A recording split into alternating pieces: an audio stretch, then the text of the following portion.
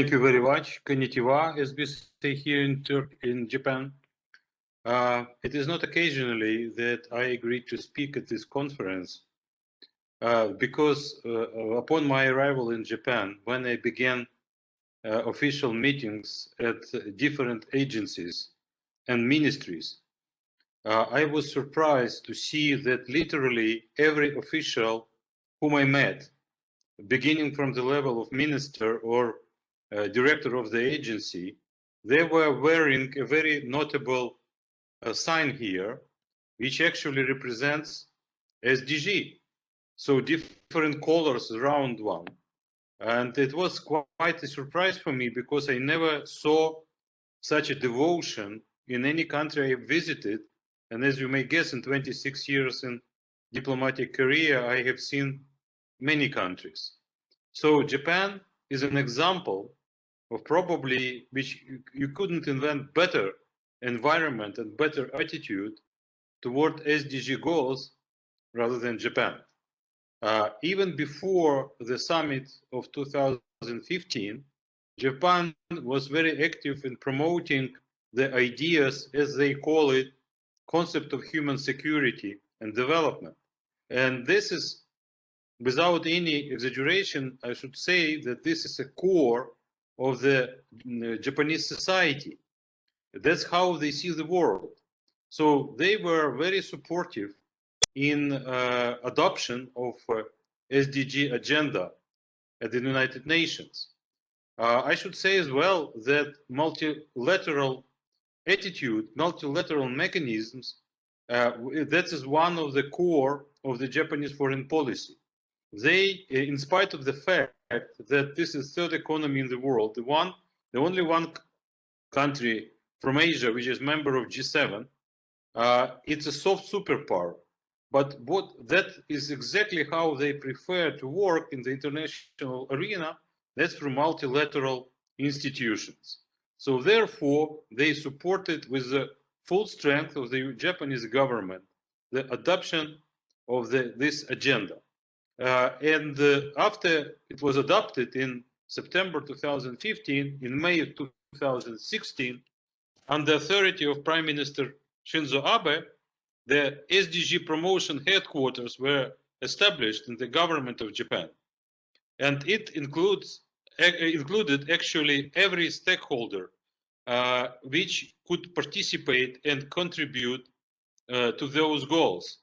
So actually every governmental agency, every NGO, major companies, educational institutions, international organizations, so everyone who can contribute to the to achievements of those goals were included.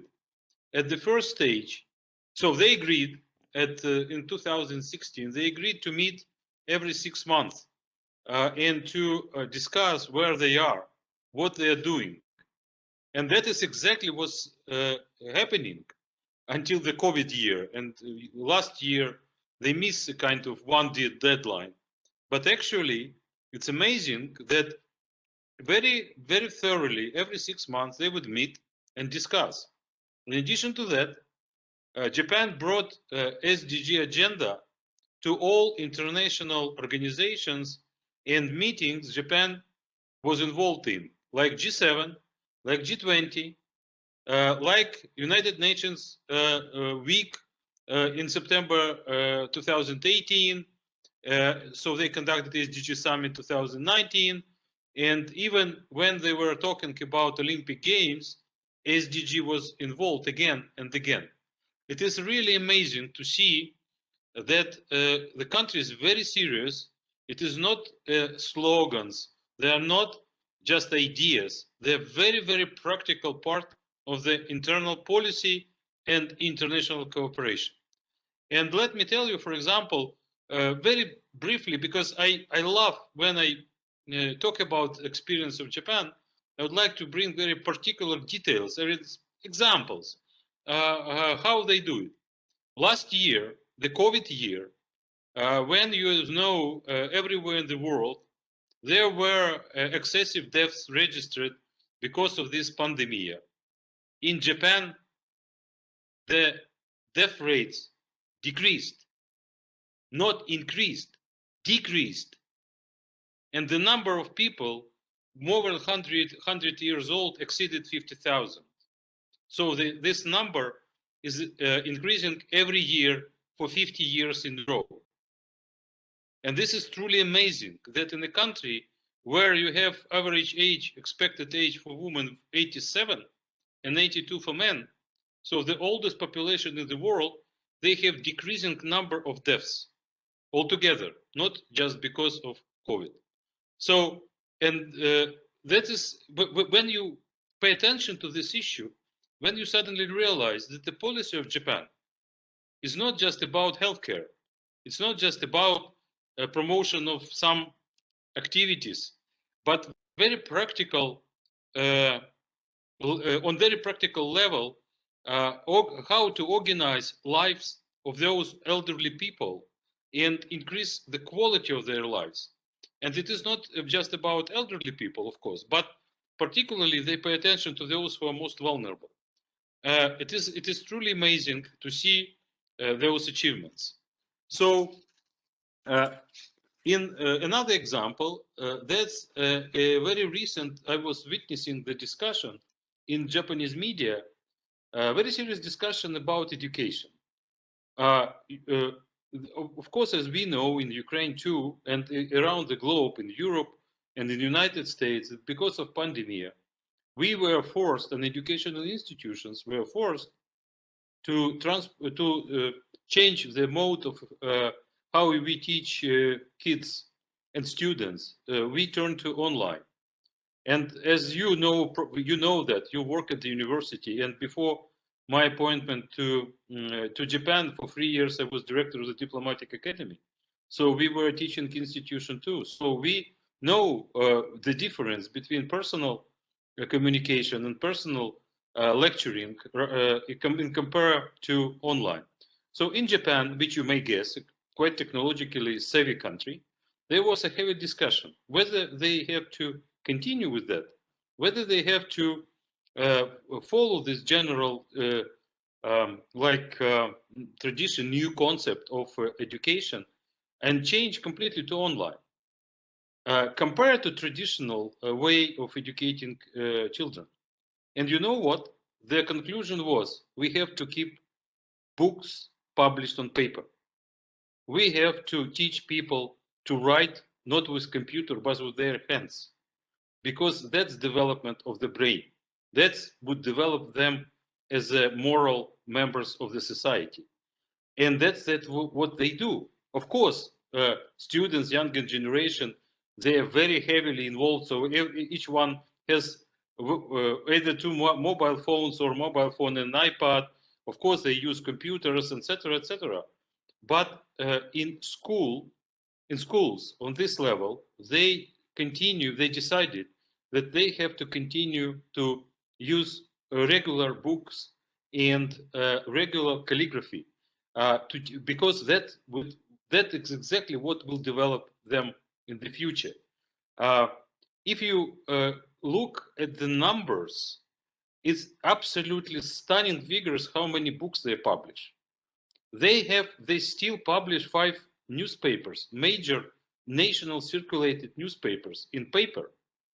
We receive every morning, I receive 2 English-speaking major newspapers in paper, as it always have been. And millions, literally tens of millions of copies.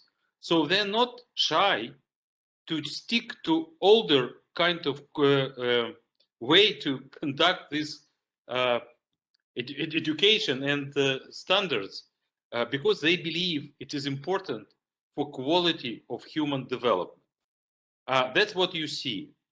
And very recent examples about, there were just questions about women empowerment. In Japan, this is a big problem. It is truly a big problem. It's a they are very visibly minority in the parliament. They're very visible minority in the government.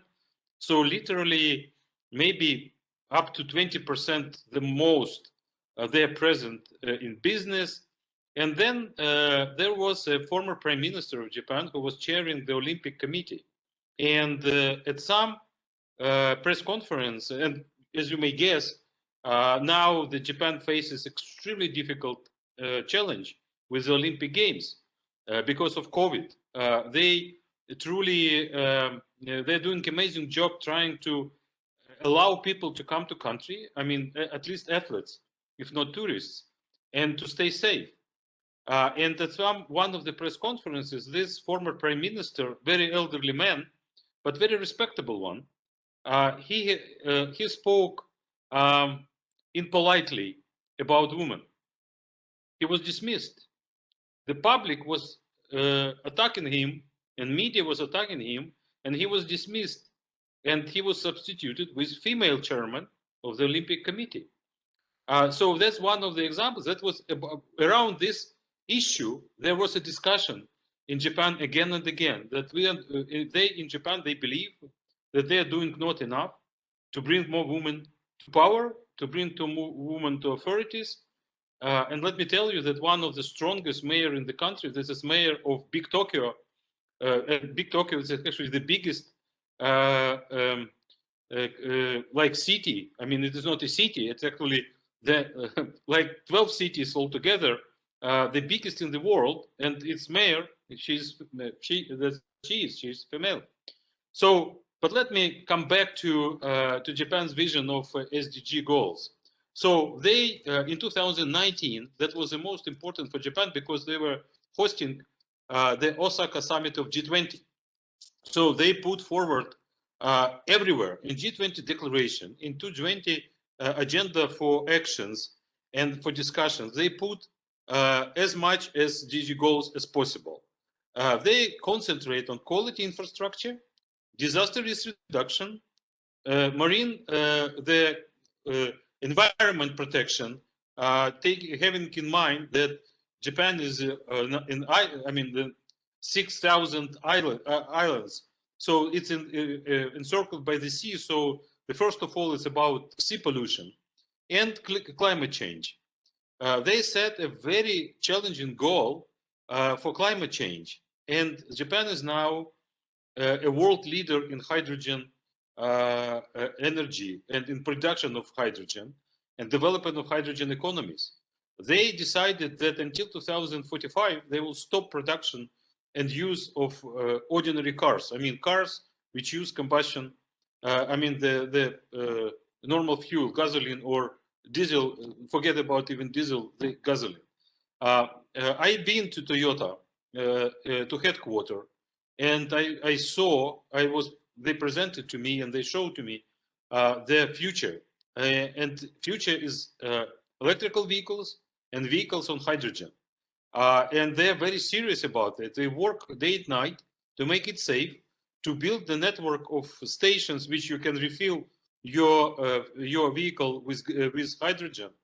And actually, what they're going to do very soon, they're going to invest in China in the biggest in the world, the plant which will produce hydrogen from CO2 and natural gas. And why in China? It is quite a surprise that Japan would invest in China, in competitor. But the problem is that China is the biggest polluter. With India and Bangladesh, China is the biggest country which pollute the environment and contribute to climate change. So they decided to help a neighbor and to build a huge plant which will use CO2 and natural gas and produce hydrogen. So that's practical thing, which is, that's how you achieve those goals. So you do through governmental set priorities, through proper mechanism at every agency, and in Japan, they're very particular about that. If in Japan, something is on paper and decided, if something agreed upon, if something isn't already appropriated with some resources, with finance, it is going to be done. It is not possible that you would not do it. This country is very strict on that.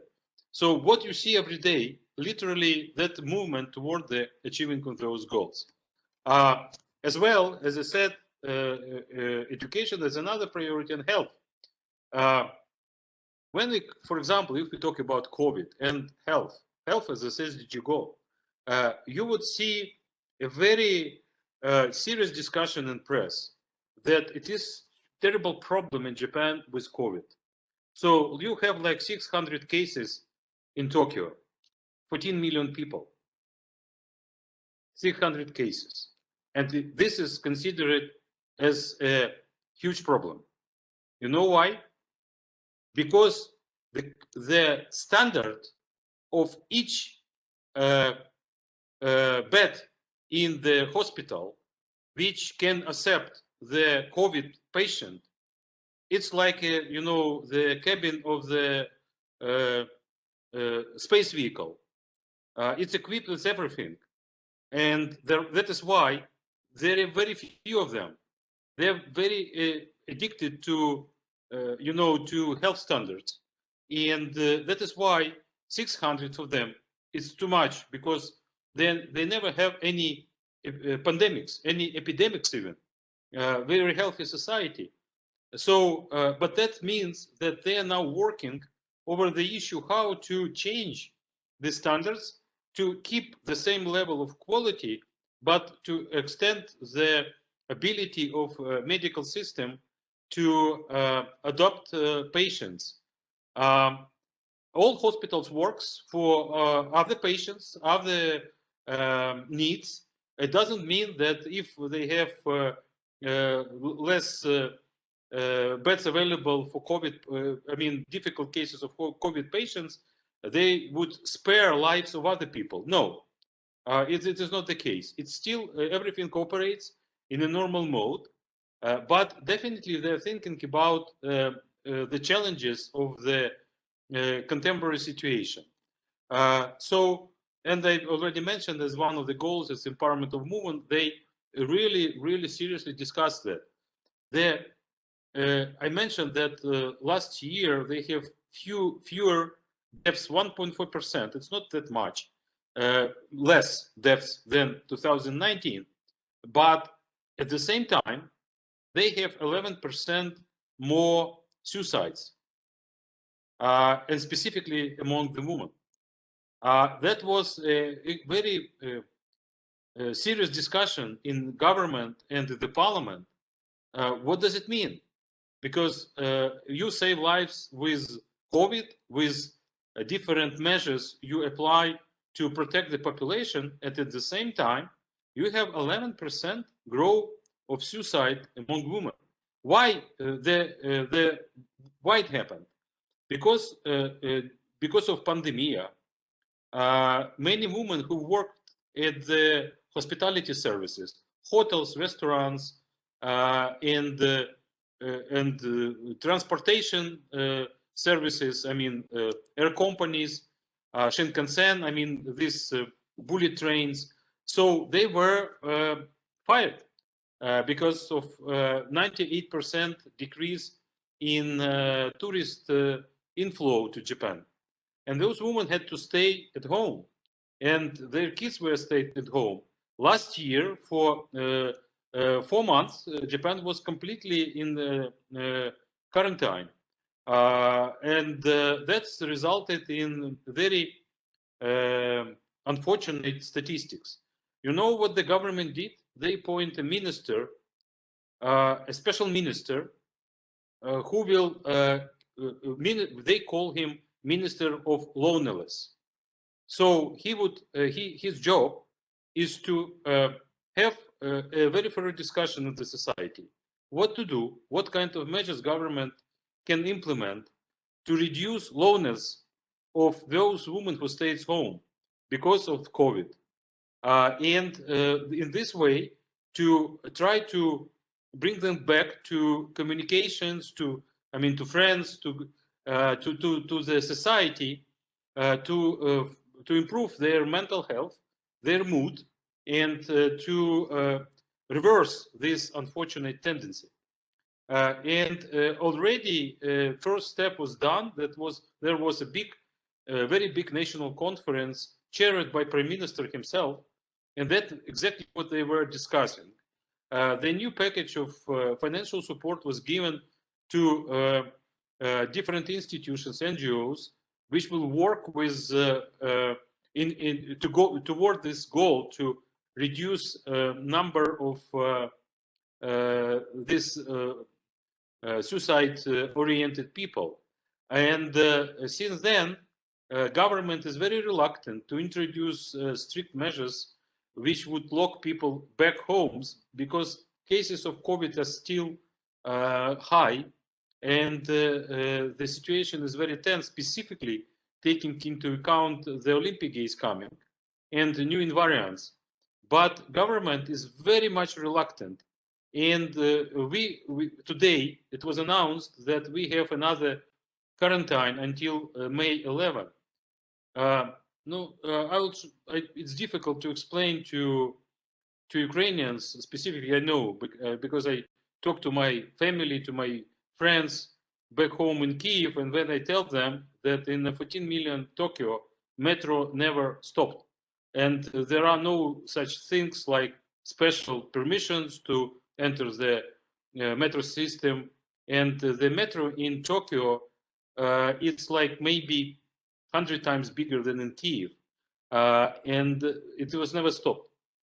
Then only what they requested to close restaurants at 8 p.m. and not to serve alcohol after 8 p.m. They asked them, not they put a ban, and of course everyone wear masks. That is absolutely strict. This is absolutely supported by the 90% of population. I have never seen one case when police should tell people to wear a mask inside the premises. So they conduct very thoughtful policy, and the goal of this policy to find the proper balance in between what you ask people to do to stop COVID. On the other hand, not to force people to become mentally disturbed, because mentally disturbed people, they commit suicide, and the quality of their lives decreasing. So, as well, the SDG serves as a pattern for activities of the companies. So when you have, when media, when government, when business community evaluates performance of the companies, they always pay special attention whether SDG goals are supported. For example, again, what is in Japan, this is a kind of national tradition. They very addicted to quality of food, and packaging is outstanding. Let me tell you, it's nothing. Even in the United States, I have never seen this careful packaging as in Japan. So they produce a lot of waste. Let me tell you that when I arrived and I rented an apartment where I live now, my residence, I received a booklet. It was 32 pages of A4 size, 32 pages, explaining to me what to do with 65 different waste, how to handle it. It's amazing. I even published on it on Facebook, because it's really amazing. With very small, every small packaging, every small piece of waste, you have to dispose it in an exact manner as you are prescribed. And let me tell you that they follow it. That's the most amazing thing. They follow it. You don't force Japanese to follow those rules. They just know we are small, we are island, we have no resources. Land is very priceless, really priceless. So you can't waste your land for plastic, for chemicals. So you have to be very careful. So they proceed waste in a manner unseen. It's truly unbelievable. They don't have a single, I mean, I don't know even how to call it in English, because it's our invention. You know, those svalkas, where we keep our waste. In Japan, it is not possible. It's simply forget about it. It does not exist. And they like that's, and that why it is coming to companies too, because companies are asked to use the packaging, which can be easily disposed, easily processed, and they pay attention to that, very serious attention. The government established special awards to companies and to NGOs and to agencies which are doing the most to promote SDG goals. And those goals, they award those awards, and this is a kind of national broadcasting, and that is a matter of pride for companies and agencies to contribute to fulfillment of SDG. It is not because it is imposed on Japanese society. It is because they sincerely believe this is exactly what they need. Because the love to the environment, respect to human quality of human life and human development is absolutely outstanding.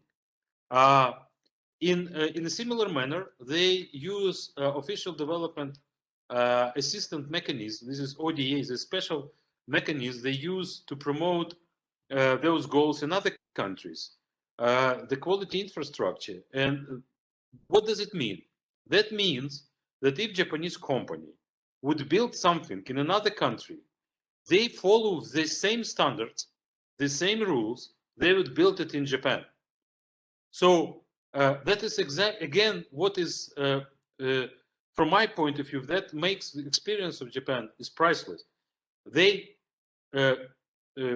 just don't sell you something, or they build you something. They bring culture. They bring understanding that between humans and nature, there are no boundaries. We are the same. We live the same nature as any other animal. So that is why when you look at those pictures, when you go to parks, when you go to resorts, that I do every weekend. I'll do it tomorrow again. I will go to the park, which is absolutely stunning now. Flowers are blossoming. I mean, sakura is already done, but this is not just one. They have plenty of them during spring. So it's amazing how it is built, how it is maintained, and how people really enjoy being part of this nature, a natural part of this nature. It's not something which is between us. It's the same. So for Japan, I have no doubt that they continue to do so. And that 2030, this is a very realistic goal for this country. And if they will go even further, and they will not stop, as I said, they have a very strict and very thorough discussion about how they should implement those climate-related agenda and how they contribute to decreasing of CO2 emissions, and how they would change energy infrastructure. After Fukushima disaster in 2011, they didn't issue one permission to restart nuclear power plant. It is not because they are satisfied with their current energy basket, because they still consume a lot of LNG gas, so natural gas. But what they're doing now, they work very hard over wind and solar generation, and specifically hydrogen. So therefore, I have no doubt that they will continue to develop those technologies. And let me tell you, we try to bring them to Ukraine. And there is a Hydrogen Alliance in Kyiv, a kind of umbrella organization for hydrogen technologies. And we already put them in touch. They signed memorandum of understanding with several Japanese companies. And we would love to see the transfer of those technologies to Ukraine. We do have ability, we have resources to produce hydrogen. And if we do that, we will be much better off, not just with SDG goals, but with our energy mix, as without our environment and protection of our rich land, which is now, suffered from lack of water, from erosion, and from other things. So all those, I'm not saying that Japan is a leader in every of 17 goals, but in those which I mentioned, they truly do as much as possible. And this experience would be, from my point of view, is very valuable for Ukraine and for other countries. And by the way, the strongest understanding they have with European Union, of course. They have very strong partnership with the EU and very thorough discussions about common actions in third countries and in our region too, in the Eastern Partnership countries, and with the United States. And the climate conference, which President Biden will call soon on climate change, of course, Japan will be one of the major participants. And if you would look in their recent statement from the summit of Biden and Suga, Prime Minister of Japan, you will see a very comprehensive discussions about climate change, and that will contribute to SDG goals too. Let me stop on that. I hope I brought to you the experience and understanding what is happening in this country, 8,000 kilometers from Ukraine, but definitely a country which experience are well worth research and implementation. Thank you very much.